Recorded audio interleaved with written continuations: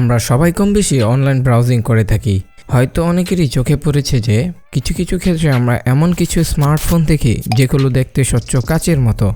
আদৌ কি এইসব স্মার্টফোন তৈরি করা সম্ভব, কিংবা আদৌ কি এই স্মার্টফোনের কোনো অস্তিত্ব আছে, তা নিয়ে কথা বলবো আজকের এই ভিডিওতে। হ্যালো এভরিওয়ান, আমি শান্তনু আছি আপনাদের সাথে ইটস শান্তনু ইউটিউব চ্যানেলে। Let's start today hours video.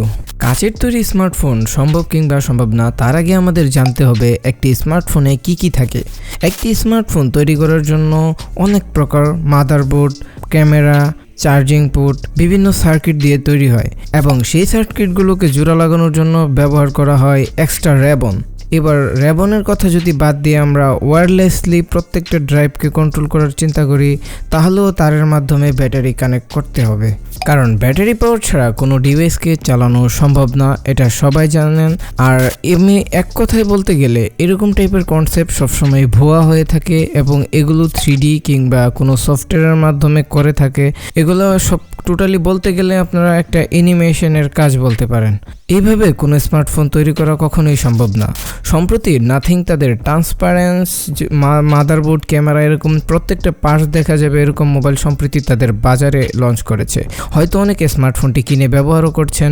এরকম টাইপের স্মার্টফোন সম্ভব হলেও ট্রান্সপারেন্স সম্পূর্ণ কাচের মতো দেখতে এরকম মোবাইল তৈরি করা আসলেই অসম্ভব। যদি আপনি বলতে পারেন ক্যামেরা হাইড করে রেখে ছবি তোলা, আন্ডার ডিসপ্লে ক্যামেরা, এইসব ফোন তৈরি করা সম্ভব হলেও আদৌ কাচের তৈরি স্মার্টফোন তৈরি করা সম্ভব না, কারণ প্রত্যেকটা পার্টসকে ইনভিজিবল করা কখনোই সম্ভব না।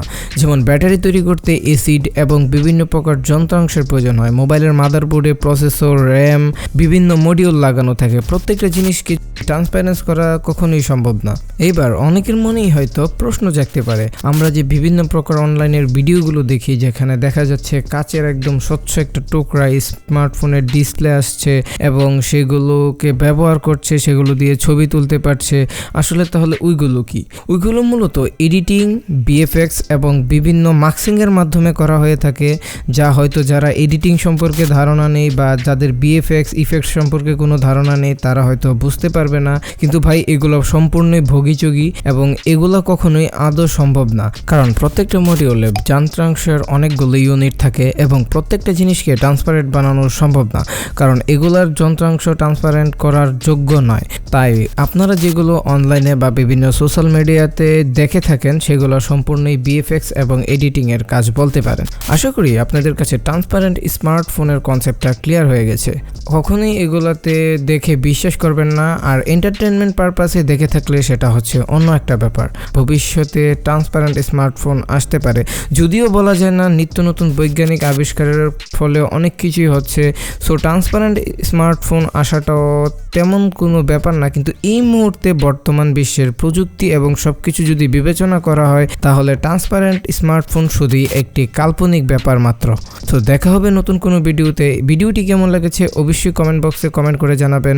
তো good bye, take care, tata.